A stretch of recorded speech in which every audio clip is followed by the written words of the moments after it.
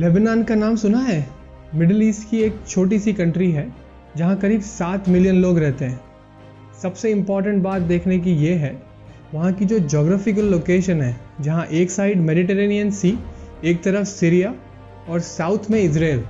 We are talking about Lebanon because the recent history of this country has striking resemblance to what is happening to Bharat.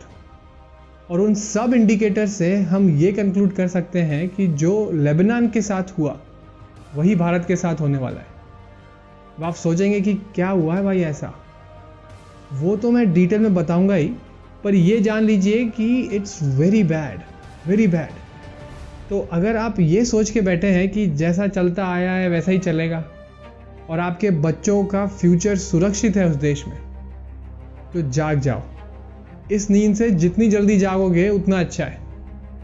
If you don't wake up on time, there is nothing stopping Bharat from becoming another Lebanon. Welcome to new episode of breathing history.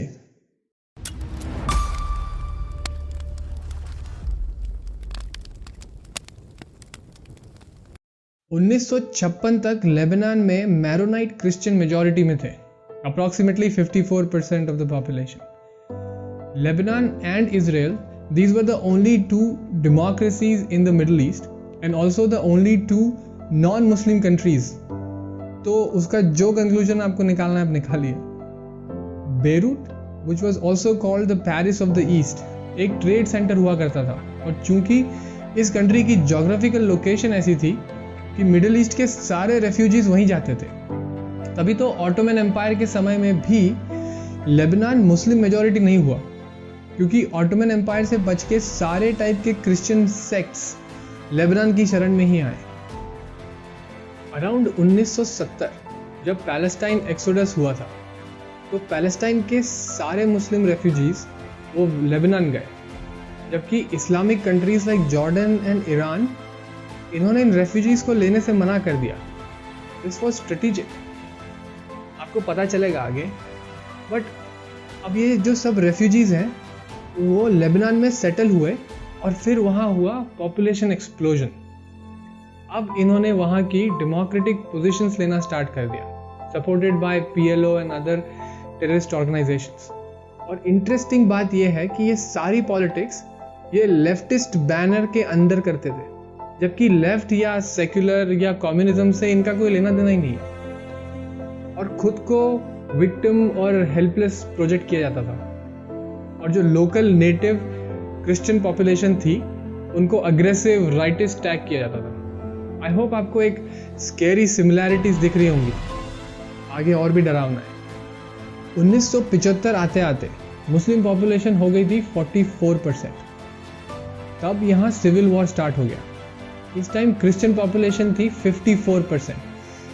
Late me keep this number on the screen right here. Civil war खत्म हुआ 1990 में और तब Muslim population हो गई थी 54% और Christian population थी 40%। इसका कारण था इंटरनल पॉपुलेशन एक्सप्लोजन, पड़ोसी देशों से इल्लीगल इन्फिल्ट्रेशन और क्रिश्चियंस का मास जेनोसाइड। 1991 तक लेबनान में डेमोक्रेसी पूरी तरह खत्म हो गई थी और हिजबुल्ला, हमास और PLO जैसे टेररिस्ट ऑर्गेनाइजेशंस वहां से अपना काम करने लगे थे। सिर्फ 15 साल लगे लेबनान को एक फ्लरिशिंग डेमोक्रेसी से टेररिस्ट ऑर्गेनाइजेशंस का ट्रेनिंग कैंप बनाने में। अब इससे भारत का क्या लेना देना है वो देखते हैं, और वो समझने के लिए अगर मैं आपको कुछ 4 स्ट्राइकिंग सिमिलैरिटीज ही बता दूं जो वहाँ के लोकल क्रिश्चियंस ने किया था और हम कर रहे हैं आज भारत में, तो आप खुद ही समझ जाएंगे कि भारत में आने वाले समय में क्या हो सकता है। जो वो कर रहे हैं वो बहुत प्रेडिक्टेबल है। Let's see. The first one is they let refugees in. तो पैलेस्टाइन और जॉर्डन से रेफ्यूजीज आ रहे थे, लीगल और इल्लीगल दोनों। उन्होंने बोला अरे बेचारे रेफ्यूजीज हैं, शेल्टर चाहिए, ह्यूमैनिटेरियन ग्राउंड्स पर आने दिया, कुछ गलत नहीं किया ऊपर तो। और ये तो एक लंगर जैसा डाला था। इससे फिर दूसरी टेररिस्ट ऑर्गेनाइजेशंस को रास्ता मिला अंदर आने का। बस ऐसे ही करते करते पूरी डेमोग्राफी चेंज हो गई। कंट्री के अंदर और बाहर दोनों तरफ से अटैक होने लगे। और ये एग्जैक्टली भारत में भी हो रहा है। कहाँ कहाँ से इन्फिल्ट्रेशन नहीं हो रहा है, रेफ्यूजीज आ रहे हैं। असम का पॉपुलेशन एक्सप्लोजन देख लो, या फिर ये फैक्ट कि 28 में से 8 स्टेट्स में ऑलरेडी हिंदू मेजॉरिटी में नहीं है।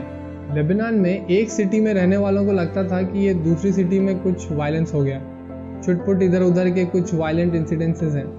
और इंटरनेशनली भी उन्हें कभी ग्लोबल क्रिश्चियन कंट्री से सपोर्ट मांगने का दिमाग में नहीं आया, क्योंकि कभी ये नहीं सोचा होगा कि उनकी कंट्री के अगेंस्ट इंटरनेशनल स्कीमिंग चल रही है।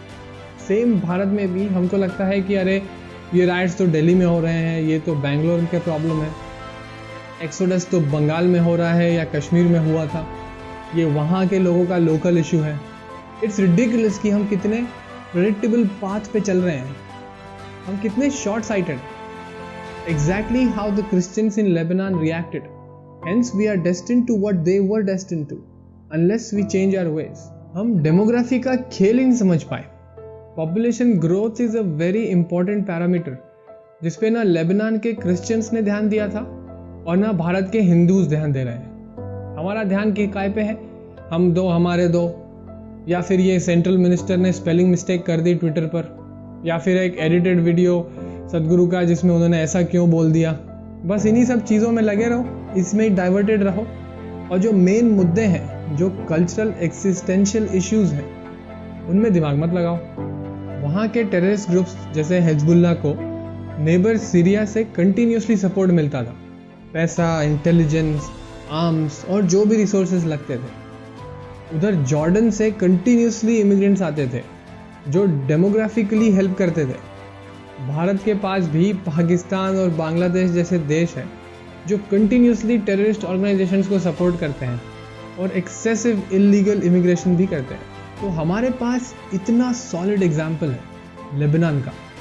वहाँ जो जो हुआ है भारत में भी वो हो रहा है, और उस पर वहाँ की नेटिव पॉपुलेशन ने जैसा जैसा रिएक्ट किया था, हम भी वैसा ही रिएक्ट कर रहे हैं। तो स्वाभाविक है उनके साथ जो हुआ हमारे साथ भी वो हो सकता है। जेनोसाइड, एक्सोडस और एंड में death of democracy. I may be wrong and I hope I am wrong, but अभी तक तो ऐसा ही लग रहा है कि भारत भी उसी रास्ते पे जा रहा है जिस पे लेबनान चल रहा था। But at the same time ऐसा लग रहा है कि कहीं ना कहीं थोड़ी होप है, लोग जाग रहे हैं, अवेयर हो रहे हैं। So good to see people coming out and saying things like हमको हमारे फेस्टिवल्स मनाना मत सिखाओ। दुनिया का एक लौता देश है जहां हिंदू मेजॉरिटी में है।